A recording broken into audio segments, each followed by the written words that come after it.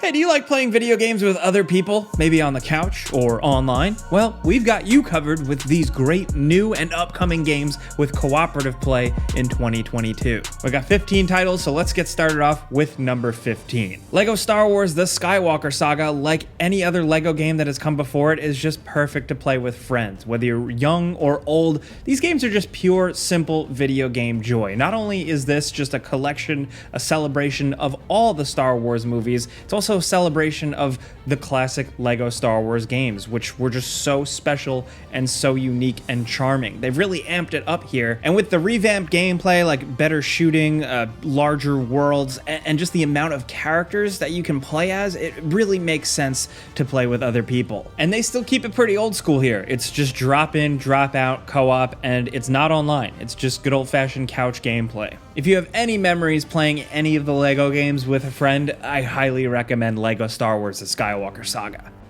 Next, over at number 14, we have Dying Light 2. Dying Light 2, believe it or not, people forget actually supports up to 4 players cooperatively, and it can be quite a bit of fun. It's not perfect, it's a little messy here and there, especially with that launch. It was a little hard to figure out how to actually do it, but running around these worlds, parkouring with other people, bashing zombies together can be a blast online. You can fully free roam, but you have to stay close. Unfortunately, the quests don't progress for anybody but the host, so there's that. But at the very least, loot and item drops and all that are completely localized for you. And really, the biggest focus is just all the zombie murder and the parkour free running stuff. It's so much fun. It really holds up. And again, like I said at the start, just doing it with other people just makes for a good time.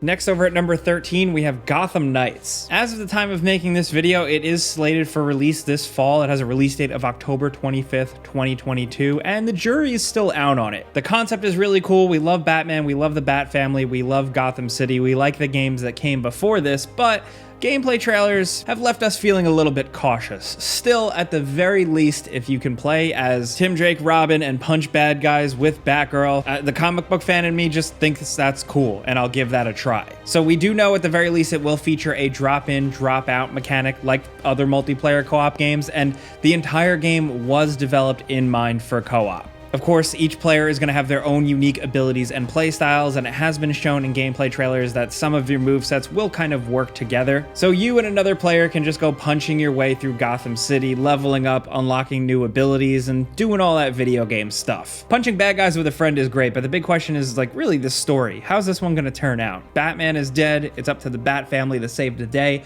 There's a lot of cool villains involved, specifically the Court of Owls. A lot of people are really excited to see where that goes, and hopefully we'll find out soon. Like I said, October 25th, 2022 for all the major consoles.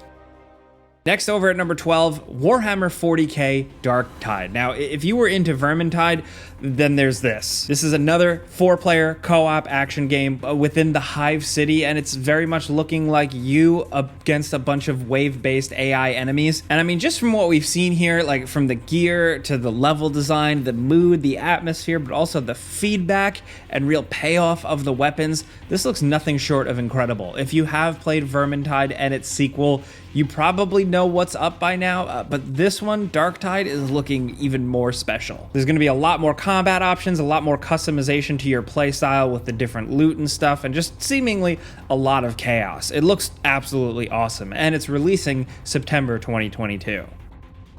Next, over at number 11, we have Tiny Tina's Wonderlands. This is the Borderlands spin-off that really surprised us. It's actually pretty fresh and really fun and engaging, and of course, like any Borderlands game worth its salt, you can play it with friends. It works pretty much the same way, and what you get here is a Borderlands spin-off that's more fantasy focused, but like in a less annoying way, actually pretty cool. It's really cool to play and just see how the Borderlands stuff really fits into a more fantasy, mythical epic. And plus, building out your own character with RPG stats and all that classic stuff is really fun, and it really works here. The weapon types are totally different, the world, level design, enemy types are totally different, the things you do on quests are different, and while it may not last you as long as a traditional Borderlands game, it is definitely just something nice and different. For me, it was exactly what the doctor ordered, and playing it with a friend makes it better.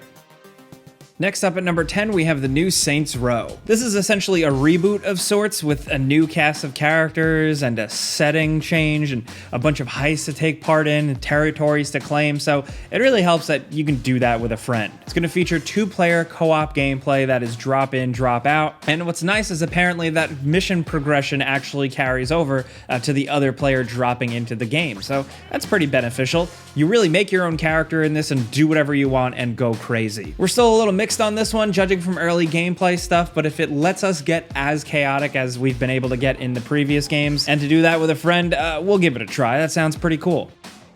Next, over at number 9, we have V Rising. This is a little bit of a different game. It's one where you play as a vampire. You're awakened from a slumber that lasted centuries, and you're weak, and you need blood, so you start your journey of gathering up easy prey before you're eventually able to rebuild your castle and become a vampire lord. All of this is surrounded around survival elements from a top-down-ish perspective with some pretty awesome combat and actual vampire elements like having to worry about the time of day and sunlight and stuff like that. It's really about sticking to the shadows during the day and thriving out in the open at night and really building up your survival stuff. Now, it's open world and you'll be able to play online either competitively or cooperatively, which makes for some pretty interesting situations. Do you want to be a vampire raider or a proper diplomat? You know, you have all these choices, and doing it with a group of friends can be pretty cool. Next, over at number 8, we have Sniper Elite 5. This is the newest one on the block. It's actually been quite a while since Sniper Elite 4, and once again, the game commits to a very specific location, with 3 being Africa. Here, with 5, you have France, 1944. So that means there's plenty of warfare going on and plenty of bad guys to kill, and doing it with a friend is just as awesome as it always has been. We did a before you buy video on this game, and we really like it. It's more Sniper Elite gameplay, that tense sniper shooting that can be arcadey and accessible and fun if you want it, or a bit more challenging, and having that option with a friend is great, especially when you're going through some of the best level designs in the series. It is massive, it is open, some of it's a little bit too big, but there are some really incredible encounters here, and taking them on with a friend is pretty cool. Now, next, over at number 7, we have Midnight Ghost Hunt. This game finally got a full release March of 2022, and it's a multiplayer hide-and-seek game, straight up. You drop into maps and you play as a group of hunters trying to track down ghosts, but where other players play as ghosts, hiding in just seemingly random objects. So at any point, the ghost can strike out at you and your friends as just an inanimate object, and it can be really funny, but also really tense and engaging. So while this is more of a competitive game than a cooperative game, it still requires a lot of teamwork. I mean, 4 versus 4. That means 2 teams of people working together, coordinating to get the job done, and in a really cool supernatural style. And different character types and then perks for your characters just really makes for a good experience. You're in an ancient pirate ship, a spooky haunted mansion, and an abandoned theater. It can get really zany, but it's worth it. If you like anything like, say Among Us to the Ghostbusters, this might scratch the right itches for you.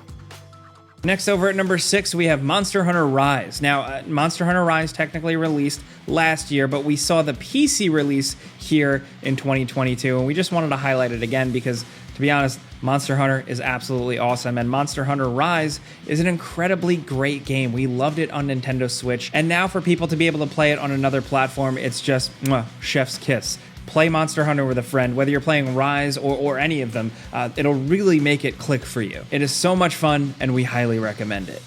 Now, next, over at number 5, we got another technically competitive one, but it's just great with friends when you're on the same team. It's Evil Dead the game. You and a couple of friends running around as Ash, or really the other characters from Evil Dead, but of course everybody wants to play as Ash. Running around as a bunch of chainsaw-wielding Ashes against one person playing as the Kandarian demon is a lot of fun. These asymmetrical multiplayer games started to seem like they're drying up, but Evil Dead really injected a lot of life and care into the formula. It's still definitely not without its quirks, but if you get a good group of friends going in a Discord, you could just laugh and have a good time doing silly, stupid Evil Dead stuff. As far as I'm concerned, for an Evil Dead game, that's mission accomplished.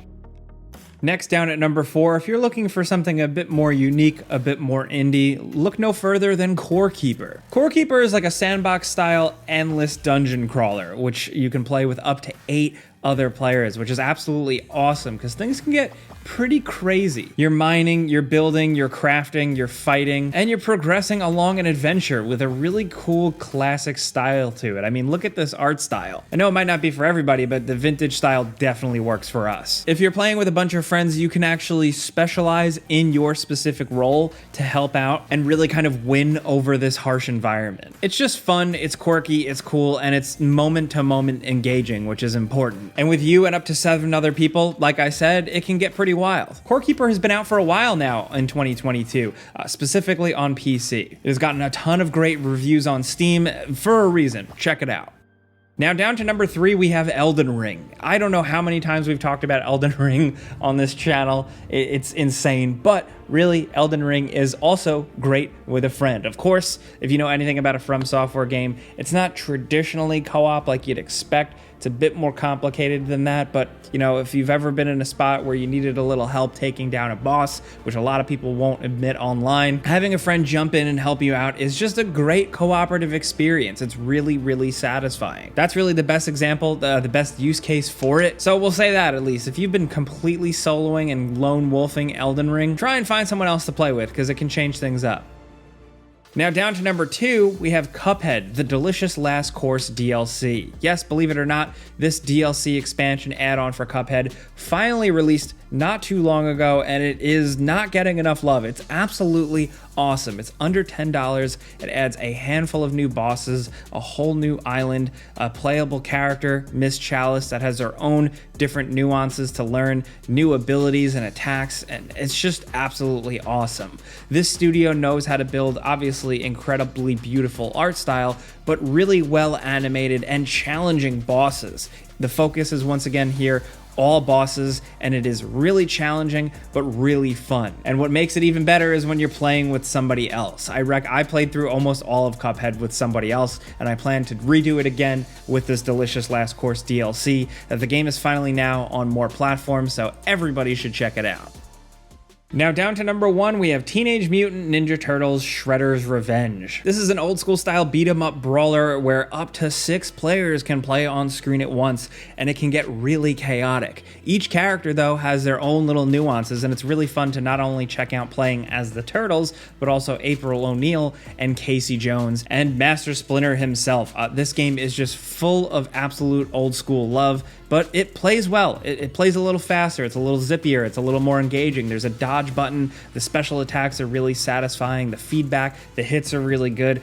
They know what they're doing here. This is from the people that brought us Streets of Rage 4, which was a nice new revitalization of those classic games, and they've done it here once again. It's fast, it's chaotic, it's fun, it's not super long, but if you got a good group of people to play with, you will have such a good time. This is like pure, raw, unfiltered, classic video game fun. We absolutely love it, so we totally recommend it. And next up, as a bonus, it's just worth mentioning that the upcoming cowboy third-person shooter adventure game Evil West will actually be able to be played cooperatively. This game very much reminds us of the mid-early 2000s, just simple, cool adventure game with vampires. We love straightforward stuff like that, and playing it with a friend just seems kind of like the icing on the cake. Well, those are some co-op games we think are worth checking out throughout 2022. Some more might pop up, but for now, this is our list. So we want to hear from you guys in the comments what you're thinking. If you enjoyed specific co-op games, be sure to drop them in the comments if you got your own top 5 or something like that. We'd love to hear it. More recommendations are always good. But if you enjoyed this video and maybe it helped you find a new game, clicking the like button's all you got to do. It really helps us out. But as always, thanks for watching. We'll see you guys next time.